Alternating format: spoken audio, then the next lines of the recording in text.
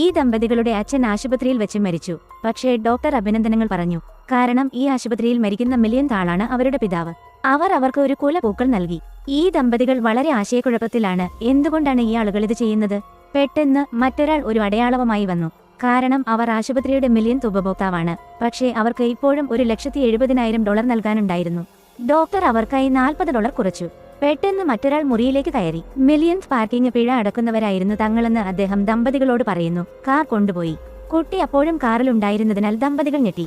കുട്ടിയെ ഉപേക്ഷിച്ചിട്ടില്ലെന്ന് അവർ വിശദീകരിച്ചു. ഒരു പോലീസുകാരൻ മുറിയിൽ കയറി. ഒരു കുട്ടിയെ ഉപേക്ഷിക്കുന്ന മില്യൺസ് മാതാപിതാക്കളാണ് തങ്ങളെന്നും അവരുടെ കുട്ടിക്ക് ഒരു പുതിയ കുടുംബമുണ്ടെന്നും ദത്തെടുക്കപ്പെട്ട മില്യൺസ് കുട്ടിയാണ് എന്നും അദ്ദേഹം പറഞ്ഞു. അവർ കുട്ടിയെ വീണ്ടെടുക്കാൻ പോകുമ്പോൾ ഇൻഷുറൻസ് മാൻ $10 മില്യൺ ചെക്കുമായി വന്നു. അത് അച്ഛന്റെ അപകട ഇൻഷുറൻസ് ആയിരുന്നു. അപ്പോൾ